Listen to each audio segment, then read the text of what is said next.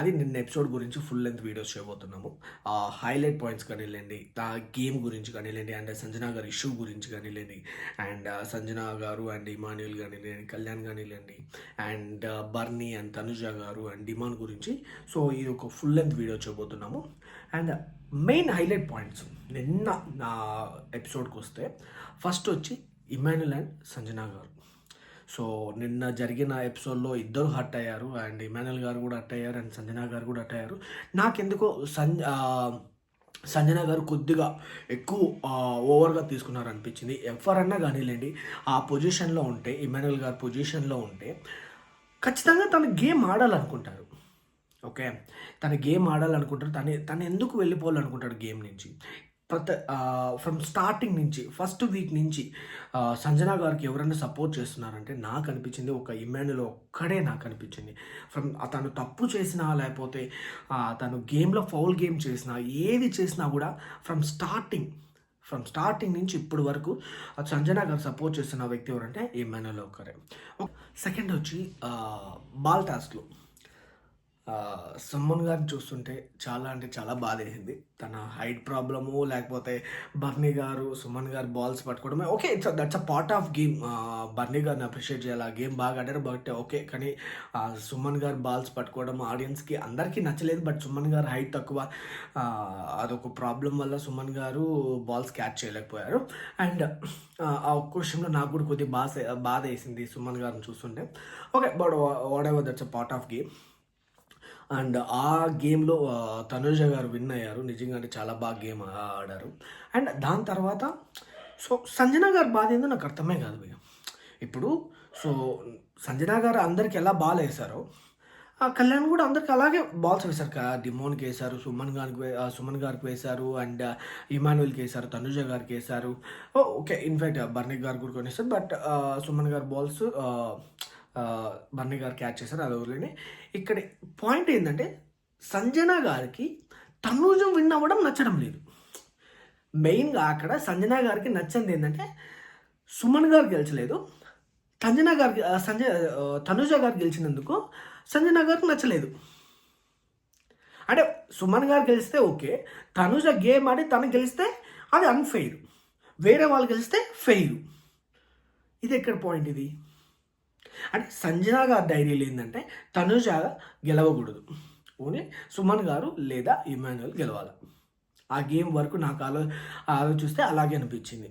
అక్కడ కళ్యాణ్ గారిని తప్పు పట్టేకి ఏం లేదు.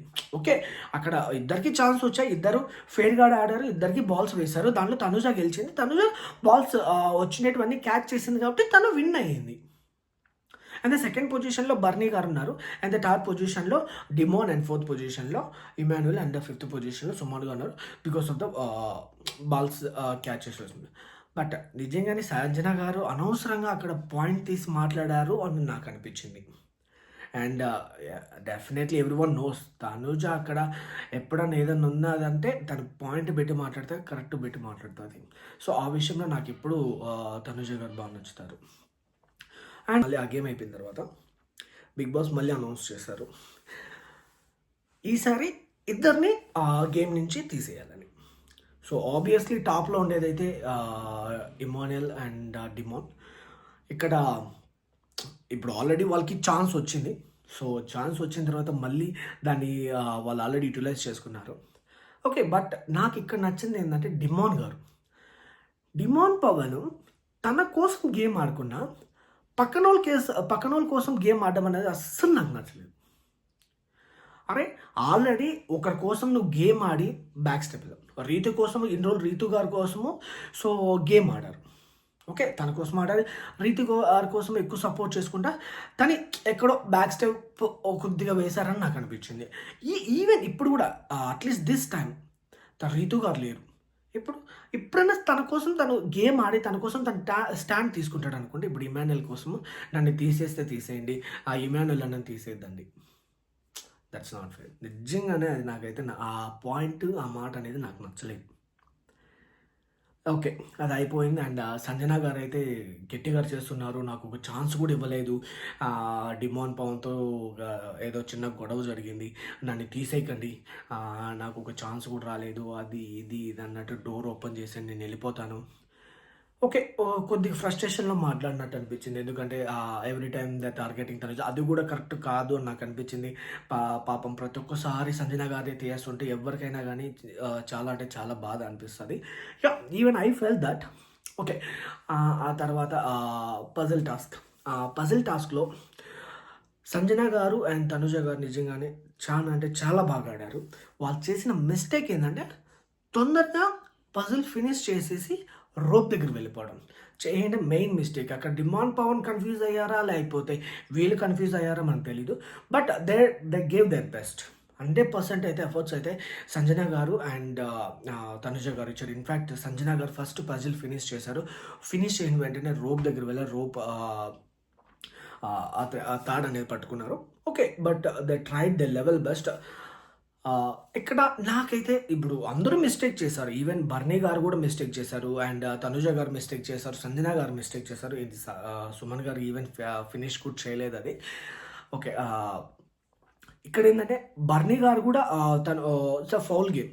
బట్ అక్కడ అందరిది తప్పు ఉంది. ఈవెన్ సంచాలక్స్‌ది కూడా వాళ్ళది మిస్టేక్స్ ఉన్నాయి. ఈవెన్ వాళ్ళ టాస్క్‌లో ఆడిన వాళ్ళ తనుజ గారిది గానీ, బర్నీ గారు కానీలెండి అండ్ సంజన గారు అందరివి మిస్టేక్స్ ఉన్నాయి. బట్ వాటెవర్ ఆ గేమ్‌లో వచ్చి బర్నీ గారు విన్ అయ్యారు. అండ్ సెకండ్ ప్లేస్‌లో తనుజ అండ్ థర్డ్ ప్లేస్‌లో అండ్ సంజన గారు. నాకెందుకో సంజన గారికి కొద్దిగా అన్‌ఫెయిర్ చేసినట్టు అనిపించింది. ఎందుకంటే ఫస్ట్ పాపం తను పజిల్ ఫినిష్ చేసి వెళ్ళి రోబో తను పట్టుకోవడం, దాన్ని ట్రై చేయడం నిజంగానే కొద్దిగా ఎఫర్ట్స్ పెట్టారనిపించింది. 100% దాంట్లో ఇచ్చారనిపించింది. But bad luck for Sanjana. And next వచ్చి సో గేమ్ అయిపోయిన తర్వాత ఎనీవే బర్నీ గారు అండ్ తనుజ గారు టాప్‌లో ఉన్నారు. వాళ్ళిద్దరికీ ఛాన్స్ వచ్చింది ఆడియన్స్‌తో వెళ్ళడానికి.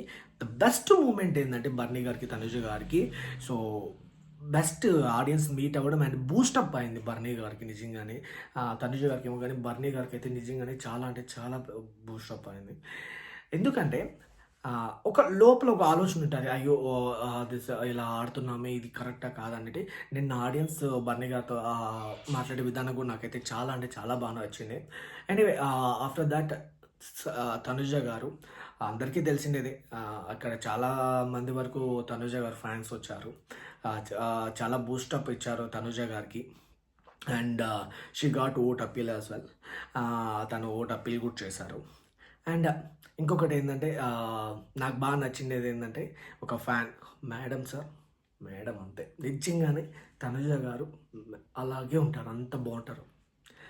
అండ్